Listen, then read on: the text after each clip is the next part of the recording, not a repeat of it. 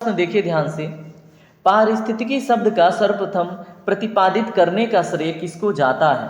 ठीक है, और जो इंग्लिश भाषी हैं उनके लिए मैं ये शब्द इकोलॉजी बोलूँगा। ठीक है, तो अब बताइए इस क्वेश्चन का राइट आंसर क्या होगा। पढ़िए क्वेश्चन और देखिए इस क्वेश्चन का वेटेज कितना है दोस्तों। कई एग्जामों में पूछा गया है, ठीक है, तो आप पेपर जाके देख लीजिएगा। तो ए है ब्राउन को, बी है अरस्तु को, सी है हैकल को और डी है रीटर को। तो इसमें राइट आंसर है ऑप्शन नंबर सी, अर्न्स्ट हैकल को।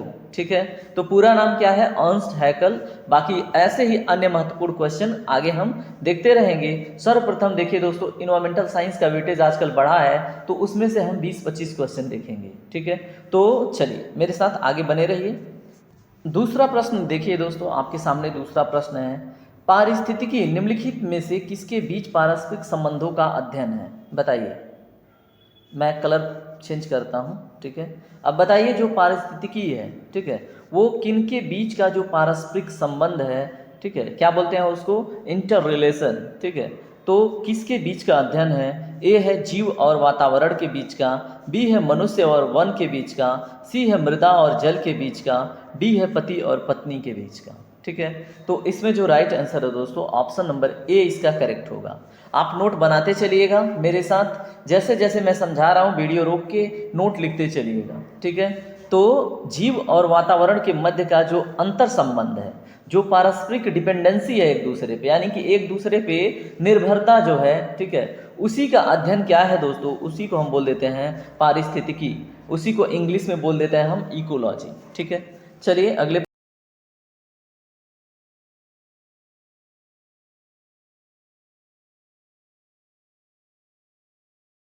प्रश्न पे चलते हैं। अब यहाँ पे देखिए बड़ा ही इंपॉर्टेंट क्वेश्चन पूछा गया है, स्व पारिस्थितिकी का अभिप्राय क्या है? बताइए। ऑटो इकोलॉजी का क्या मतलब है? ए है वनस्पति पर मृदा का प्रभाव, बी है व्यक्तिगत जीवधारी का पारिस्थितिकी अध्ययन, सी है वनस्पति पर उत्सवेदन का प्रभाव, डी है वनस्पति पर तापमान का प्रभाव। तो इस क्वेश्चन को ध्यान से पढ़िए और जवाब देने की कोशिश कीजिए। यहाँ पे बात हो रही है ऑटो इकोलॉजी का, ठीक है, यानी स्व पारिस्थितिकी का। तो दोस्तों इसमें ऑप्शन नंबर क्या हो जाता है?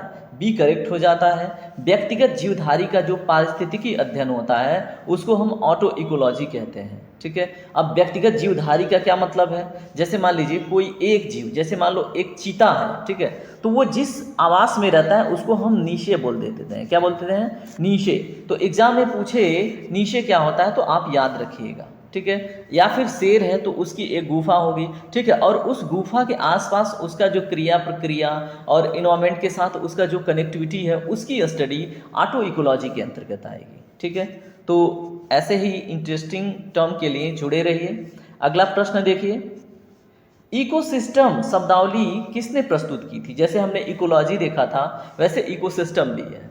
तो बताइए। ए है फोर्ब्स ने, बी है वाल्नासुके ने, सी है थिनेमैन ने, डी है टैंसले ने। तो दोस्तों क्वेश्चन नंबर 4 का राइट आंसर है ऑप्शन नंबर डी, ए जी टैंसले ने। ठीक है, किसने? ए जी टैंसले ने। तो याद रखिएगा जो इकोसिस्टम शब्द है ये प्रस्तुत करने वाले हैं ए जी टैंसले। ठीक है, तो भूलिएगा नहीं। चलिए अगला प्रश्न देखिए, प्रश्न नंबर 5, निम्नलिखित में से कौन सा एक परितंत्र शब्द का सर्वोत्कृष्ट वर्णन करता है? ठीक है, तो हमने इकोसिस्टम देखा था, इकोसिस्टम का हिंदी क्या है? परितंत्र। ठीक है, अब परितंत्र का डिफिनीशन जिसको पता होगा दोस्तों वह एक क्वेश्चन कर ले जाएगा। ठीक है, करके देखिए, पढ़िए स्टेटमेंट, देखिए आपने कभी पढ़ा है क्या? तो आपके साथ मैं भी पढ़ता हूँ। स्टेटमेंट ए है, एक दूसरे से अन्योन्य क्रिया करने वाले जीवों का समुदाय। ठीक है, बी है पृथ्वी का वह भाग जो सजीव, यहाँ पे संजीव लिखा हुआ है, दैट इज सजीव, जीवों द्वारा अवसित है। सी है जीवों का समुदाय और साथ ही वह पर्यावरण जिसमें वे रहते हैं।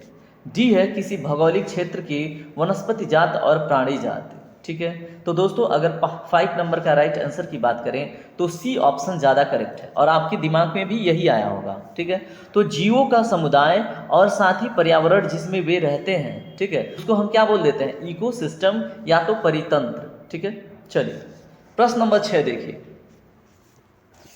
पारिस्थितिकी तंत्र के 2 प्रमुख घटक कौन कौन से हैं? आपसे यही पूछा जा रहा है। ठीक है, तो ए है खरपतवार और सूक्ष्मजीव, बी है जैविक और अजैविक, सी है पौधे और प्रकाश, डी है पौधे और जीव। तो दोस्तों क्वेश्चन नंबर 6 का राइट आंसर है ऑप्शन नंबर बी। ठीक है, तो पारिस्थितिकी तंत्र के दो घटक मुख्यतः जैविक और अजैविक चीज़ें हैं। ठीक है, जैविक में बहुत सारी चीज़ें आ जाएंगी, ठीक है, बहुत प्रकार के जीवधारी आ जाएंगे, कीड़े मकोड़े बहुत सारे आ जाएंगे। और अजैविक में दोस्तों क्या आ जाएगा, आपका पहाड़ आ जाएगा, जंगल आ जाएगा, वर्षा आ जाएगी, धूप आ जाएगा, हवा आ जाएगी। ठीक है, तो याद रखिएगा। अब मैं आपसे रिक्वेस्ट करूंगा, अगर आपको वीडियो इन्फॉर्मेटिव लगती है, पसंद आती है, तो वीडियो को लाइक करें, चैनल को सब्सक्राइब करके हमसे ज़रूर जुड़ें। Thank you very much.